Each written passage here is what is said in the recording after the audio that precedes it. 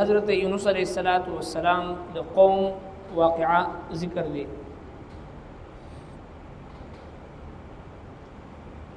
او دی واقعی سره مشرکین مکہ او د دې دور انسانانو ته دا دعوت ورکول مقصود دی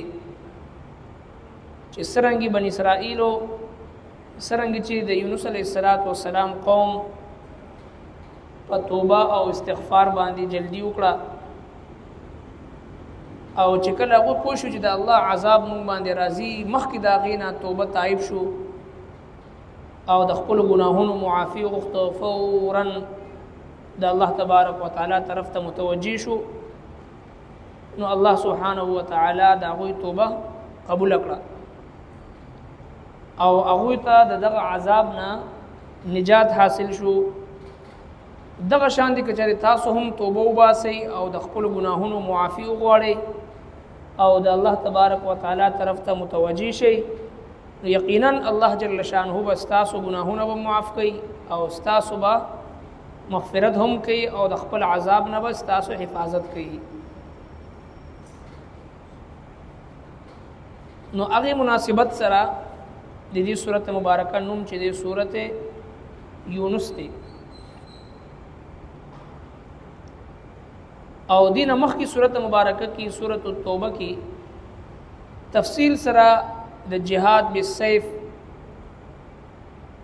یعنی د توري په ذریعہ باندې د جهاد ذکرو په دې صورت کې د جهاد باللسان یعنی په جبه باندې د جهاد ذکر دی او مخکی صورت کې د کافر او د مشرک او د منافق دا غوي ذکرو په دې صورت مبارکه کې د مشرکین سره د بحث مباحثه ذکر دی او چونکه دا مکی صورت دی دینه مخکی مدنی صورتونه تیر شو پاغي کې مختلف احکام فرائض او د مانزه متعلق د حج او د عمره او د روجي او د معاملاتو د دې متعلق احکام ذکر شو دا د مدنی صورتونو مضامین دي مدنی صورتونو کې احکام وی اوامر وی نواهی وی څه کول دي څه نه کول دي او کم سیز نه ځان بچ کول دي حقوق الله څه دي حقوق العباد څه دي عبادات معاملات اخلاقیات د دې سيزونو ذکر مدنی صورتونو کې ملاويږي ځکه مدینه منوره کې د مسلمانانو یو ریاست قیام چې هغه وجود تر غلو او باقي کې د احکامو ذکر او ورځ د مسلمانانو هغه ریاست مدینه خوریدل شروع شو او ورځ چې د هغه حلقه د مسلمانانو زیاتېدله د هغې مناسبت سره قوانین احکام او اوامر او نواهی حقوق الله او حقوق العباد دا ټول شیزونه مدنی صورتونو کې هغه ذکر کیږي او هغه ملایوي او پاتې شو مکی صورتونه چې کوم دي په هغه صورتونو مبارکو کې مرکزی مضامین چې دی هغه ټول نړومبي توحید دی او دویم چې دی هغه رسالت دی او د قران کریم حقانیت دی او د بعث بعد الموت ذکر دی دا سلور مرکزی مضامین په مکی صورتونو کې موږ او تاسو ته ملاويږي یعنی ټول مخکې د توحید ځکه مکه مکرمه کې د مشرکین سره مقابله وا او د شرک غلبه وا هر طرف ته نو دې د پاره د عقیده توحید پرچار دا ضروری و اگر چې په هر دور کې همیشه د پاره د عقیده توحید پرچار کول عقیده توحید بیانول او د توحید عقیده توحید د غلبې د پاره جدوجہد کول دا ضروری دی شرک همیشه په مختلفو صورتونو کې چې هغه موجود وي نو لہذا لومبي عقیده توحید او دویم رسالت یو طرف ته مشرکین او بل طرف ته مشرکین با د آقا دو جهان صلی الله علیه وسلم د رسالت نه انکار کو نو د رسالت بیان د رسالت د آقا دو جهان حقانیت او د رسالت د لپاره عقلی نقلی دلایل او دغه شانتی د بعث بعد الموت د مرګ نه بعد چې کومه زندگی را روانه ده هغې نه به دوی انکار کو اگر چې حجونه هم کولې عمرې هم کولې قربانۍ هم کولې ډېر شیزونه داسې وو چې هغې کو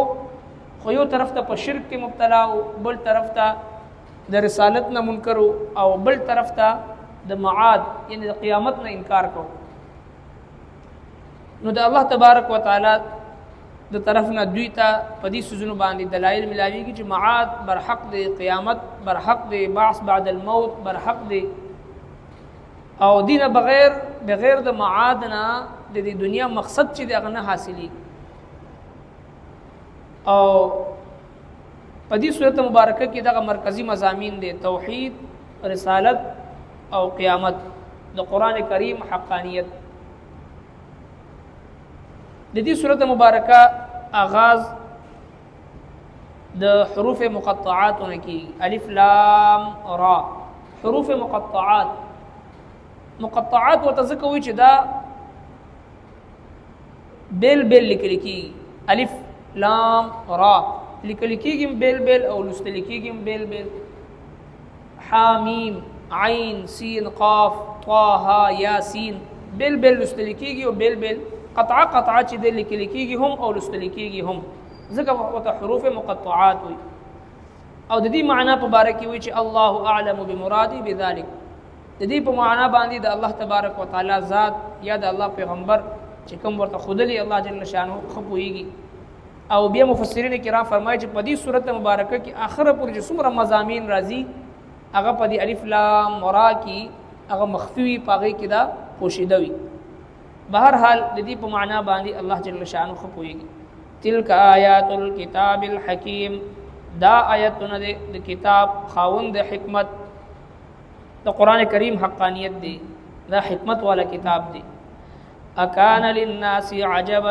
اکان للناس عجبا ایا خلقتا وشو تعجب ان اوحینا د دې خبر چې موږ حکم ولګلو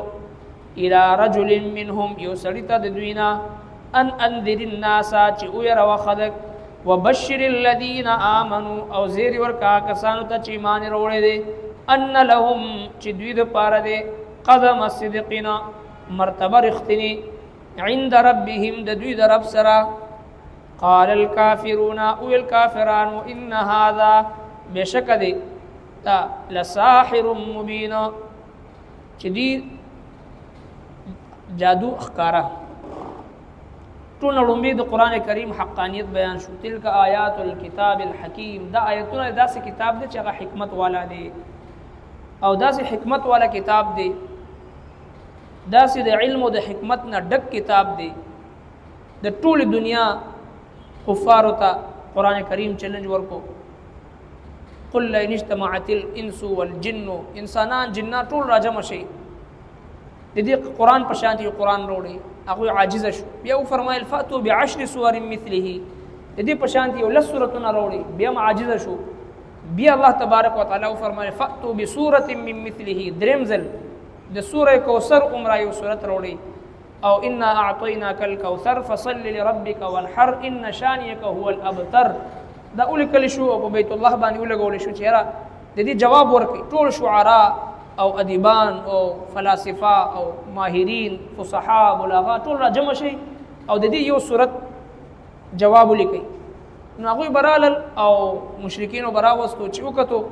او چې فصل لربك وانحر ان شانئك هو الابتر هغه باخره کې وی چې ما هذا قول البشر دا د انسان قول نه دی هغه شاعران او هغه فصحان او فصحاء او بلاغا لوی شعرا هغه وی چې ما هذا قول البشر دا د انسان کلام نه دی موږ د دې جواب نشو کولی نو تلک آیات الكتاب الحکیم دا آیتونه د کتاب حکمت والا دی بیا نبی کریم صلی الله علیه وسلم د رسالت بیان دی چې آیا دوی دغه پیغمبر علیہ السلام بارک دا وی چې اکان للناس عجبا دوی تعجب وکړو په دې خبره باندې چې ولې دا انسانانو هدایت د پاره یو فرشته ولې نه راتلو او یا چې دینو یو غیر معمولی انسان چې هغه بالکل د انسانانو نه جدا دا خو څنګه پیغمبر دی او دی چې دی یاکلون الطعام ويمشون في الاسواق دا خو دی په بازارونو کې ګرځي دی خو کاروبار کوي تجارت کوي او دی خوراک اسکاک کوي نو په کار خدا داس یو جدا